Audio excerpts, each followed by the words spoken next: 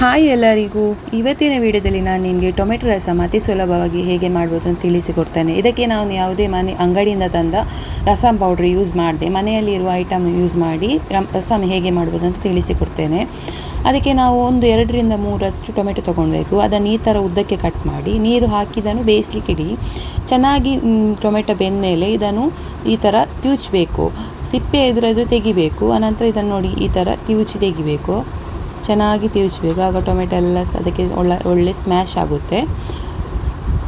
ಈ ಥರ ಮಾಡಬೇಕು. ಆನಂತರ ಏನು ಮಾಡಬೇಕಂದ್ರೆ ಇದಕ್ಕೆ 1 ಕಪ್ಪಿನಷ್ಟು ಹುಣಸೆ ನೀರನ್ನು ಹಾಕಬೇಕು. ಮತ್ತು ನಾವು 1 ಸ್ಪೂನ್ನಷ್ಟು ಉಪ್ಪು ಆ್ಯಡ್ ಮಾಡಬೇಕು. ಆನಂತರ ಇದಕ್ಕೆ 1 ಸ್ಪೂನ್ನಷ್ಟು ಅರಶಿನ. ಇಷ್ಟನ್ನು ಚೆನ್ನಾಗಿ ಮಿಕ್ಸ್ ಮಾಡಿ ಇದನ್ನು ಚೆನ್ನಾಗಿ ಬೇಯಿಸಲಿಕ್ಕೆ ಇಡಿ, ಕುದಿಸಲಿಕ್ಕೆ. ಈಗ ರಸಂ ಮಾಡಲಿಕ್ಕಿರುವಂತಹ ಐಟಮ್ಸ್: ಅರ್ಧ ಕಪ್ಪಿನಷ್ಟು ಕರಿಮೆಣಸು, ಅಂದರೆ 30ರಿಂದ 20ರಷ್ಟು. ಆನಂತರ 4 ಬೆಳ್ಳುಳ್ಳಿ. ಆನಂತರ ಇದಕ್ಕೆ ಸ್ವಲ್ಪ 1 ಸ್ಪೂನ್ನಷ್ಟು ಜೀರಿಗೆ. ಇಷ್ಟನ್ನು ಚೆನ್ನಾಗಿ ಮಿಕ್ಸಿ ಮಾಡಿ ಬರಬೇಕು. ಮಿಕ್ಸಿ ಮಾಡುವಾಗ ನೀರು ಹಾಕಲಿಕ್ಕಿಲ್ಲ, ಡ್ರೈ ಪೌಡರ್ ಮಾಡಿ ಇಡಬೇಕು.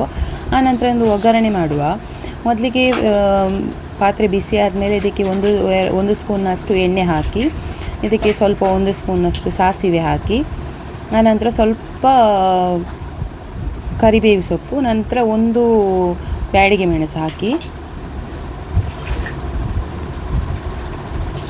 ಈಗೇನಂದರೆ ನೀವು ರೆಡಿ ಮಾಡಿಟ್ಟ ಪೌಡರ್ ಉಂಟಲ್ಲ, ಈಗ ಮಾಡಿಟ್ಟದ್ದು ರಸಂ ಪೌಡ್ರ್, ಅದನ್ನು ಇದಕ್ಕೆ ಆ್ಯಡ್ ಮಾಡಬೇಕು ಒಗ್ಗರಣೆಗೆ.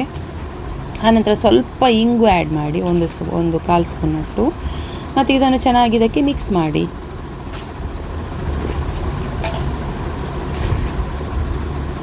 ಈಗ ಈ ಮಿಕ್ಸ್ ಆದ ಮಸಾಲೆಯನ್ನು ನಮ್ಮ ಕುದಿ ಮಾಡಿಟ್ಟಂತಹ ಟೊಮೆಟೊ ಉಂಟಲ್ಲ, ಅದಕ್ಕೆ ಇದನ್ನು ಆ್ಯಡ್ ಮಾಡಿದರೆ ಆಯಿತು. ಆನಂತರ ಇದನ್ನು ಚೆನ್ನಾಗಿ ತಿರುಗಿಸಿ.